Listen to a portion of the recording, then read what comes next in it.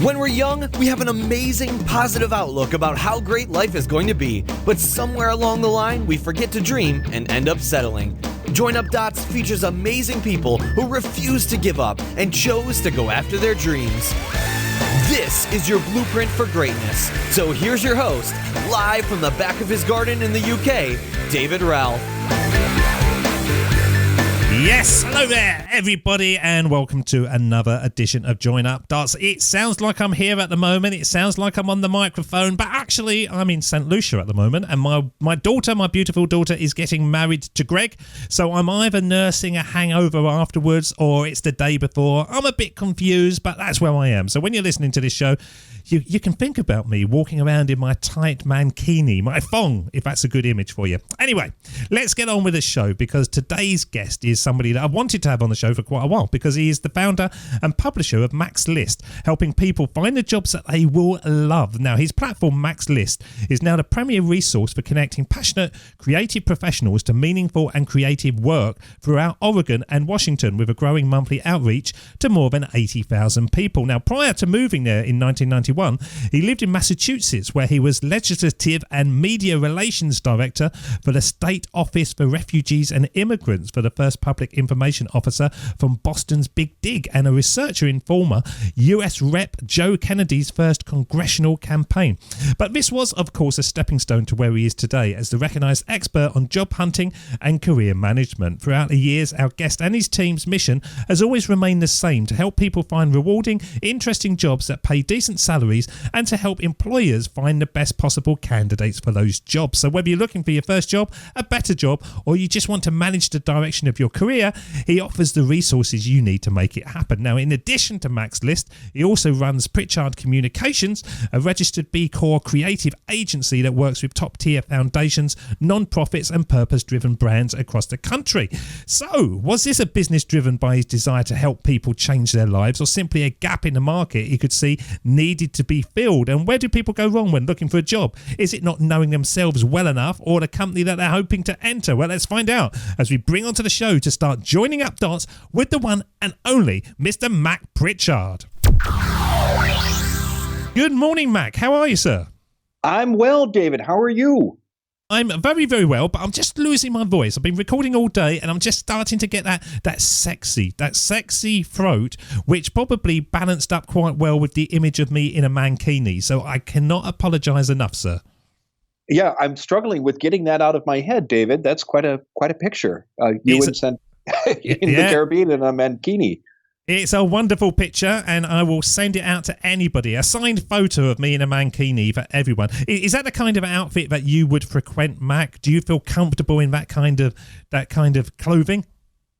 Well, David, I grew up in the Midwest in the United States, but in my 20s, when I started working, I was in Boston in the 1980s. So we all dressed like Michael Dukakis, the governor of Massachusetts in those days. So I don't have quite the button-down style that I did 30 years ago, because I've been living on the West Coast now for more than 2 decades. But no, a mankini probably is out of my fashion reach. So I kudos to you. And we were talking about this on the last show that I was recording, how just simple things in life become real pleasures when you realise that actually it has separated you from your past. And I was saying, I always used to wear a suit and a tie and polish my shoes every night, and now the only time I do that is for weddings or funerals. And I just kind of float around in shorts and t-shirts and stuff. Very relaxed outlook, and I never lose the thrill of thinking I've created that environment, that I can do that. So are you somebody that is sort of very relaxed with your dress sense? Are you somebody that creates their own time freedom in their life now? I've certainly toned down my wardrobe since moving to Portland, Oregon, and I no longer, David, have my shirt starched. So that was a huge step forward. And it also helps that I commute to work by bicycle every day. So it's hard to ride your bike to work in a Brooks Brothers suit. You probably want to wear chinos or blue jeans, and that's what I do. And so how flexible are you? You've got a lot of things going on. You've got Mac's List, which obviously we're going to talk about. You've got Prichard Communications. But can you just sort of not turn up and the world continues? Do you have to be there all the time? No, I'm fortunate, David. I've got two very strong number twos. One runs Mac's List, which is a small business that employs 5 people, and the other runs Prichard Communications, which also employs 5 people. We all operate from the same office in downtown Portland, and I have learned, and sometimes it's been a painful lesson. It's probably taken me longer than it should have, but I've learned the value of delegating and trusting others, and to do that, you have to find good people. And I'm fortunate to have 2 very strong managers helping me. And what held you back with delegation? Because I know I was great at delegating in a corporate environment. I was brilliant. But actually, in my own business, I found it very difficult to delegate because it was just like, I can just do it quicker and I know how it's going to be done. I found it very sort of problematic. What held you back from actually freeing yourself to be able to focus on the real things that will scale your business? I don't have a quick answer for that, but what I will say, David, is that I've learned that when I let people run with things after having given them a clear sense of the goals we want to accomplish, and I have to hold myself back sometimes, candidly, but when I watch what they do, I'm so impressed by what good people can get done. And they may, as you say, have done it in a different way than you and I might have, but the result is what we both agreed we wanted, and often, more often than not, they do things that never would have occurred to me, and so I'm just through practice and watching people accomplish these things, I've seen the benefits of delegation. The key is to find good people, and the other thing you have to do is communicate clearly with them about the goals. You got to do both. Now, with Mac's List, obviously you're not just finding good people for yourself; you're finding good people for companies across Portland and Washington. Was this something that was a gap in the market that you saw, or did you stumble across it? How did this sort of grow into what it is today? It's a 16-year overnight success, David. Mac's List started as a way for me to stay in touch with former colleagues. I had worked in state government here in Oregon, down in the capital, which is about 50 miles south of Portland, where I live and work now. And nobody objects to getting a job posting. And I wanted to stay in touch with these former colleagues, so I started a very simple list with a few dozen names, and I would forward postings to these people. And as the years went by, I would hear from employers who wanted me to send their postings to my list, and people I'd never met would write me or call me and ask to be added to the list. I did this because I wanted to be not only stay in touch with my colleagues, but I wanted to be of service to others. And I'm an inveterate networker. I love connecting people, and my passion for connection is a big part of what drives both our communications company and Mac's List. But as the years went by, it became a part-time job, and I realized I either had to stop it or I had to figure out a way to monetize it. And that's what I did. I started charging for listings, and I was surprised because I didn't understand the value that I was providing employers and readers. But what they told me, employers, was that they saved time and money because when they posted a listing with me, they got fewer applicants, but they were the right applicants. And the readers enjoyed getting the list because I was connecting them with employers who might not normally advertise on Craigslist or the big international boards like Monster. So is it easier to create a money route and then go after that, or create the product and then try to find a way of monetizing it afterwards? Well, what do you think on that? Because there's differing views of how things are created. Some people say you can't possibly imagine the opportunities you're going to create until you create it, so you don't want to limit yourself by just going after one money category. What do you think about that, building that to a 16-year overnight success, as you say? Well, what I was doing, and I didn't understand it, was I was solving a problem. For the employers, the problem was they were having to wade through hundreds of resumes to find high-quality candidates. And for readers, the problem I was solving was they didn't know how to connect with these employers other than going through a big job board, basically going through the front door. And I was providing a way to go around that. And so I would say if you're thinking about starting a business or you have an idea for one, think about the problem you're solving. And if you're not clear about that, you need to get clear about it. And I stumbled into this, candidly, David. Now it's a mid six-figure business. And as I mentioned, it employs 5 people. But once I understood the problem I was solving, I spent more time both talking to readers and employers to understand more about their needs, and that's helped so much with our growth. And I think that's a principle anybody can apply to a business idea they might have or to an existing business. I think that's brilliant advice, because you do have to be clear of what you're bringing to the party, don't you? People, if they come over to your website, they need to know within 2 seconds what you're doing.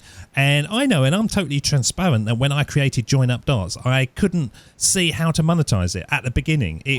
It fell into place quite nicely after a while.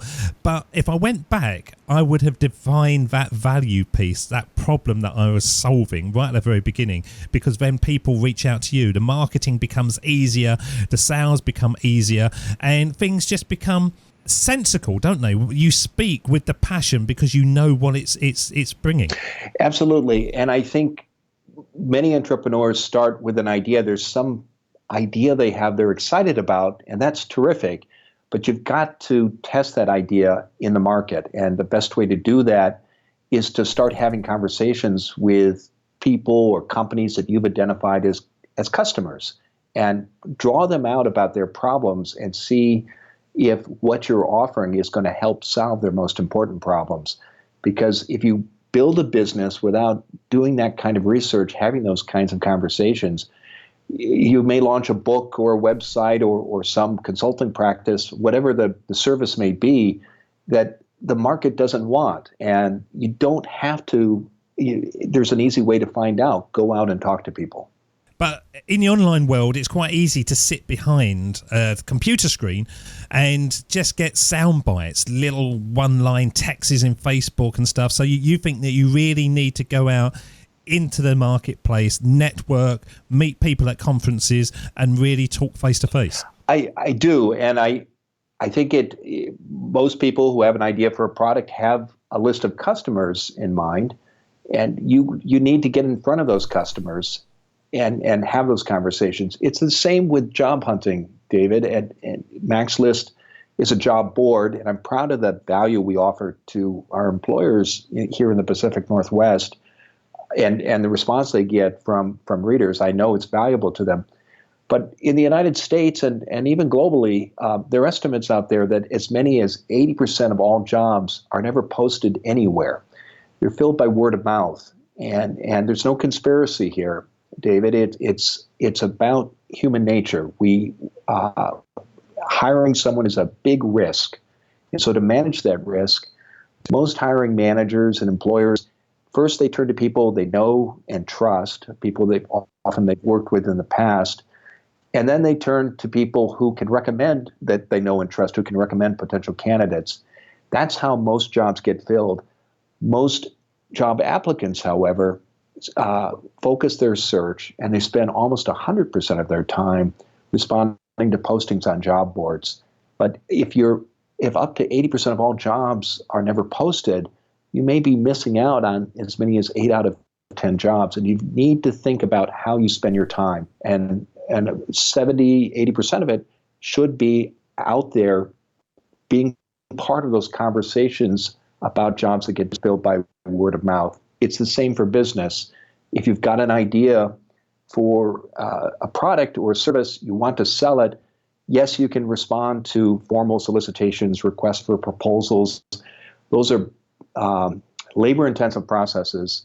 The best way, though, is to get in front of the customers you want to talk to and hope you will buy your product, and ask them about their problems, what keeps them up at night, and you'll get amazing insights. Now, if people are looking for jobs, they're obviously either trying to transition from where they are. People get unhappy where they are and they want to try something else. Or they're just looking for increased salary. Sure. That could be the case as well.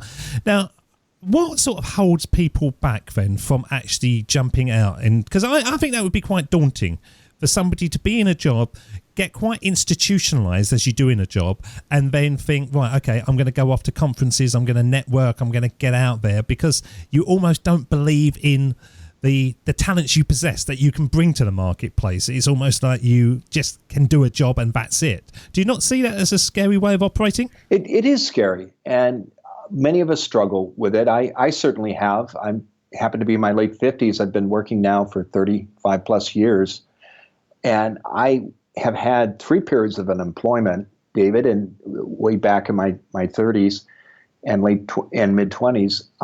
2 of them were quite long, 8 to 10 months. And the challenge for me, and I see this in so many people who come to Mac's List and people who are in their careers in general, they're unclear about what they want to do next. That's the first challenge. The other one is many of us just don't know how to look for work. It's a skill we haven't mastered.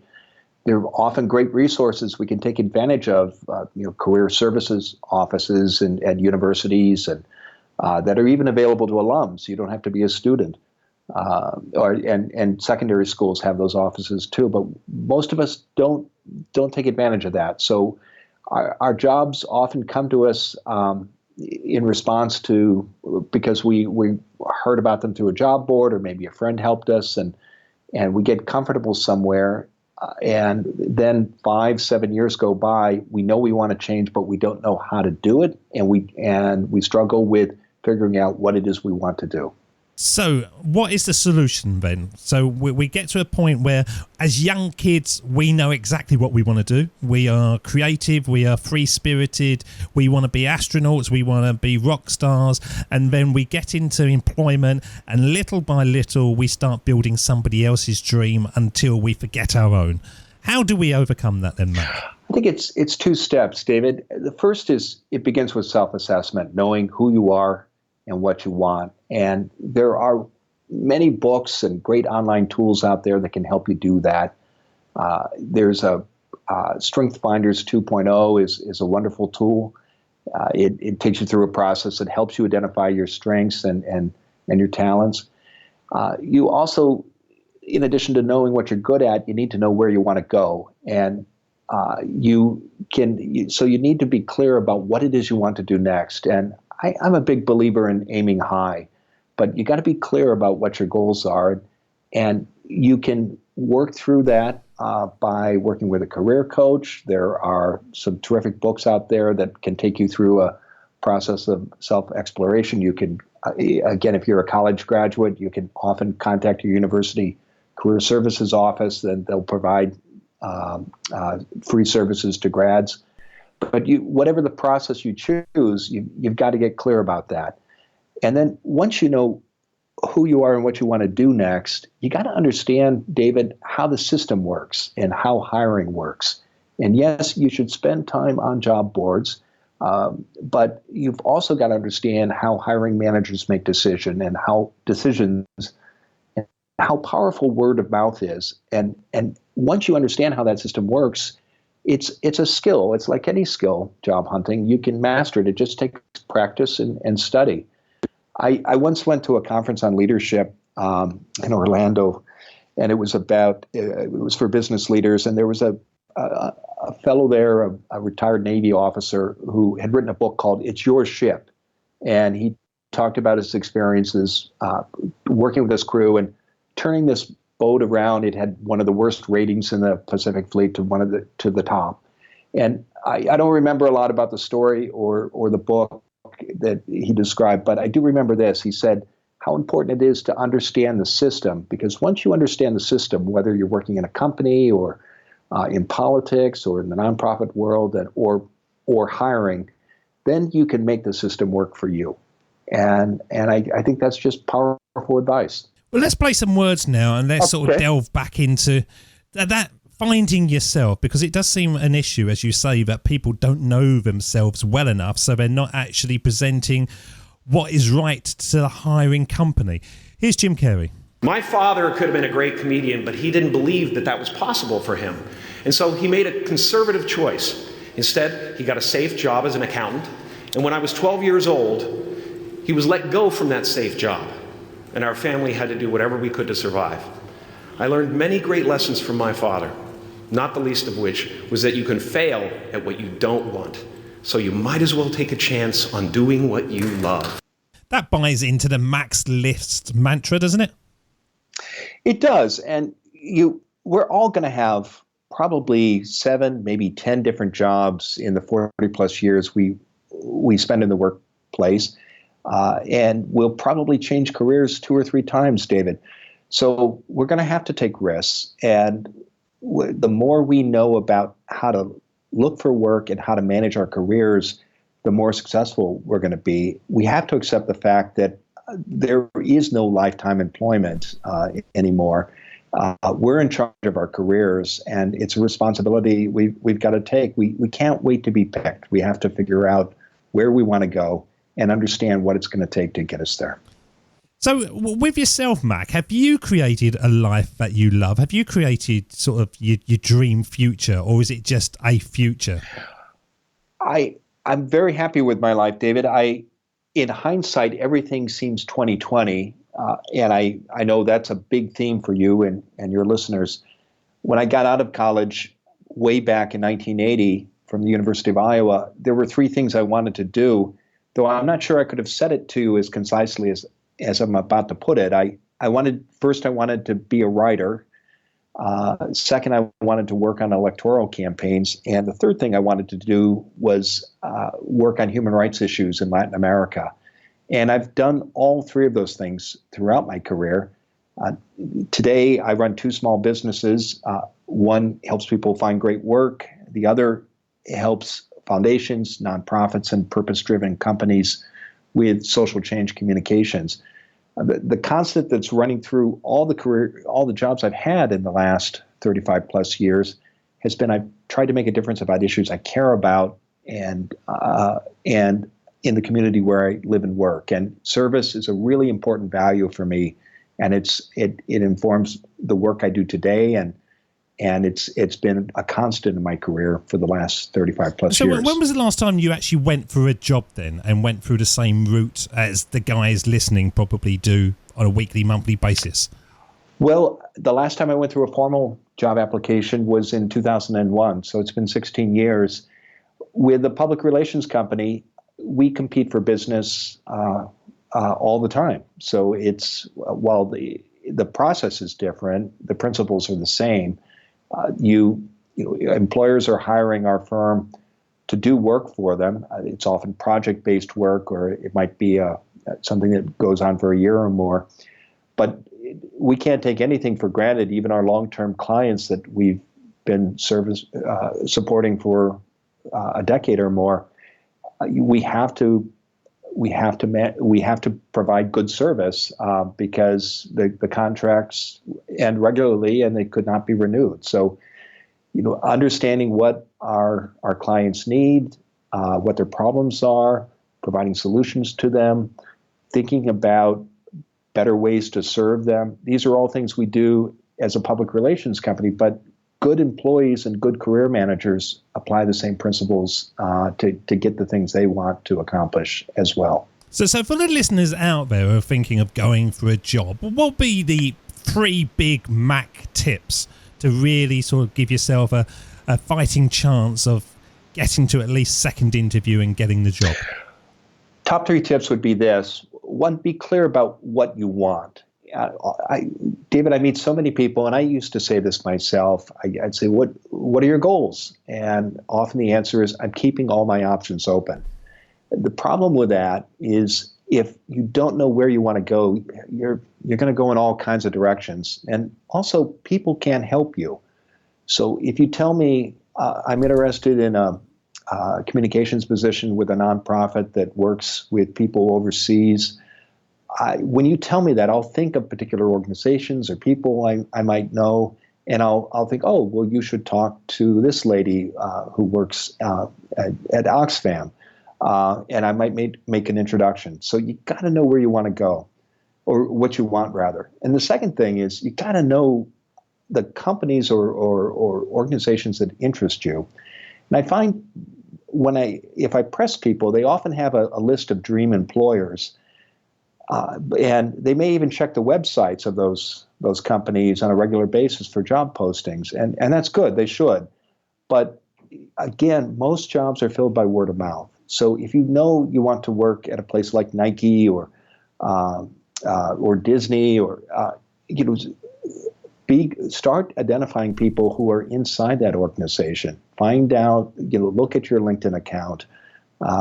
If you don't know people who are first degree connections, find people who are second or third degree connections who can introduce you.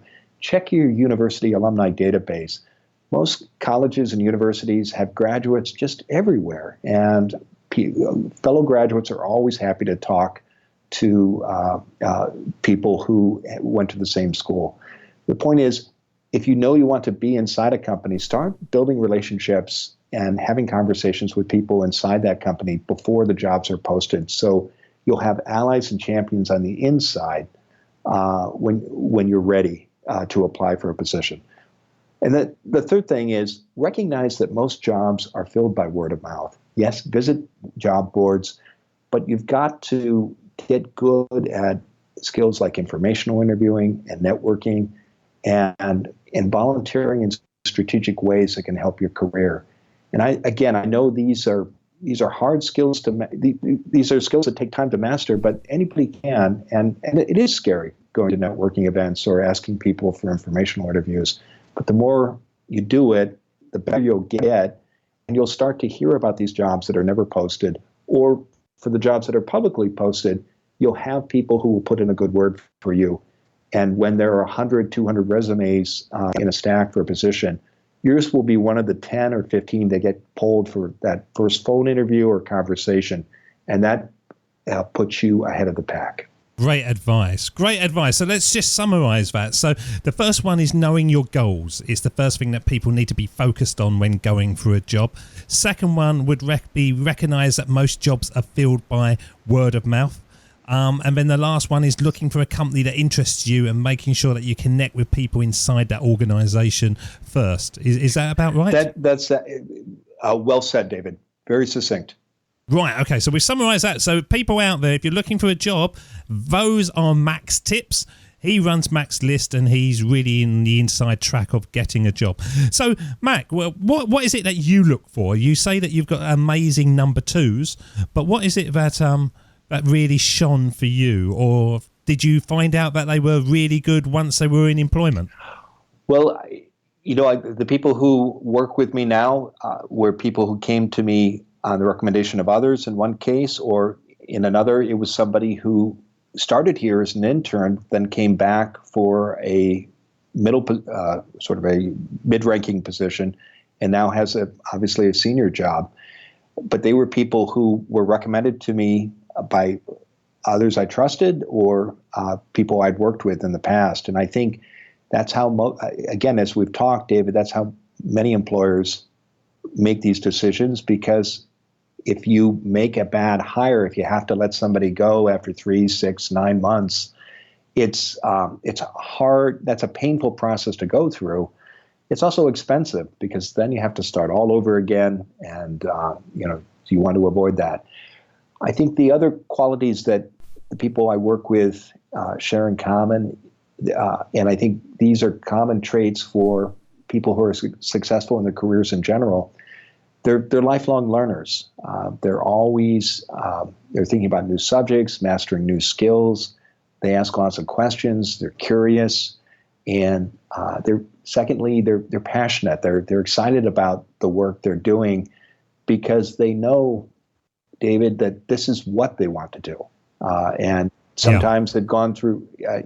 Some of us go through those self-assessment processes. Some of us discover it by trial and error. But the key, I think, for people who are successful at what they do is they know that's where they want to be, and that gives them an energy and excitement. I hear it in you.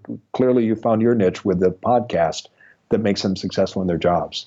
Yeah, I think that excitement does come through. You know, I've done like 900 episodes, and sometimes I think to myself, blimey, 900 episodes. And other times I think to myself, well, it means nothing, because hopefully I'm going to do 5,000 episodes and 10,000 episodes. You know, you've got to start somewhere, and you've just got to keep on doing it.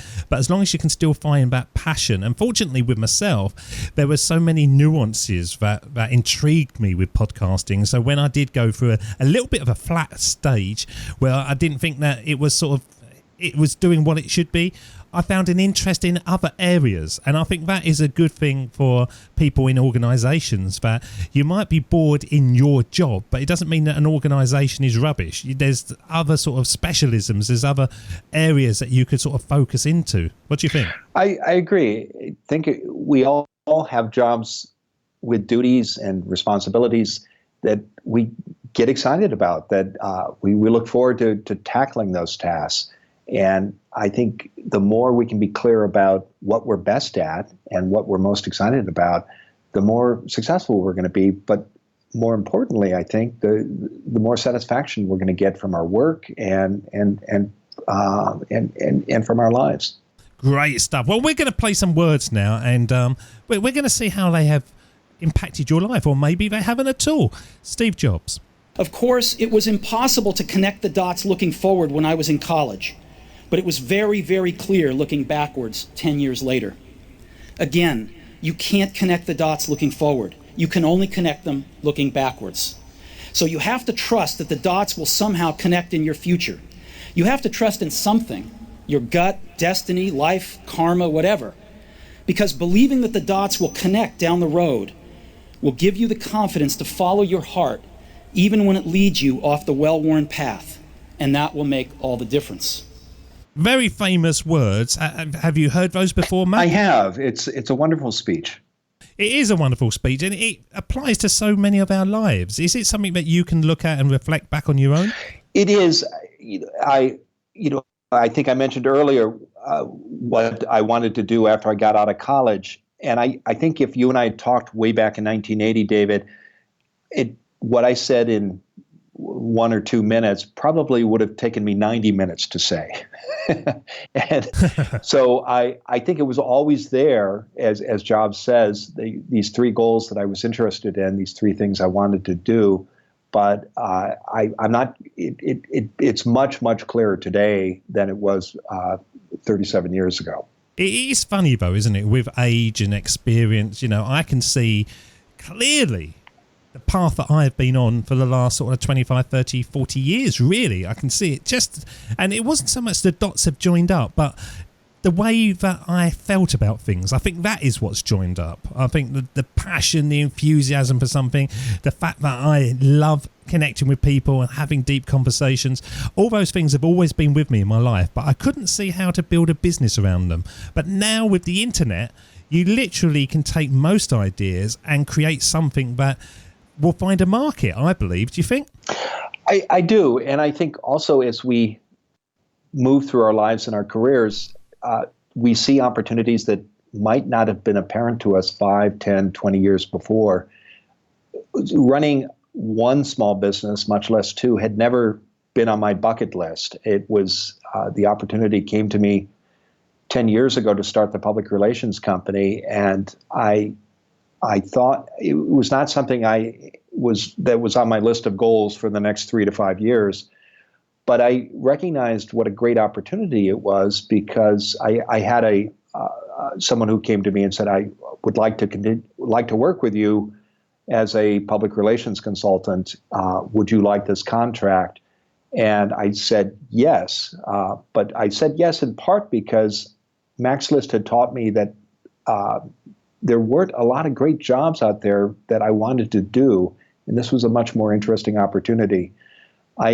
I also said yes because I realized, having done all this work on political campaigns, both as a volunteer and as a paid staffer, that the campaigns are like small businesses in many ways, David. They require you to set up systems, and in a short amount of time, 6, 12, 18 months, you have a product, it's the candidate, and you know on election day whether or not you had a sale. I went through that process about a dozen times, and in different roles, but it was great training for running a small business because a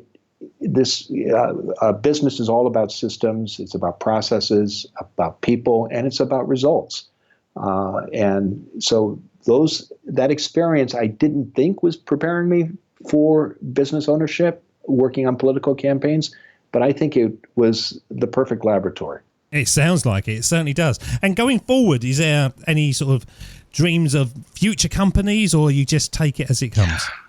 In the next 7 to 10 years, I want to grow both companies. I also want to get less involved in the day-to-day operations. And I want to, particularly with Mac's List, understand how we can serve job seekers better. We're growing our education and training services while continuing to grow the job board. But you and I have talked about the importance of job hunting as a skill.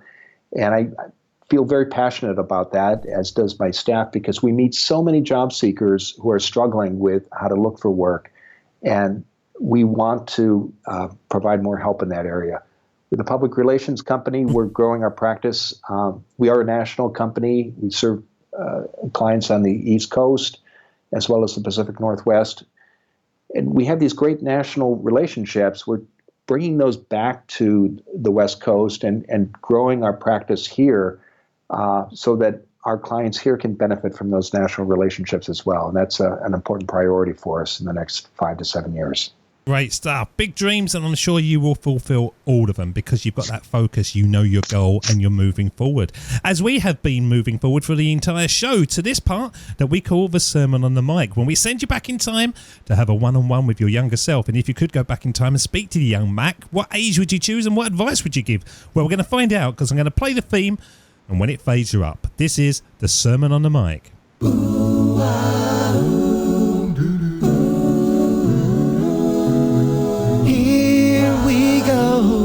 With the best bit of the show, the Sermon on the Mic, the Sermon on the Mic.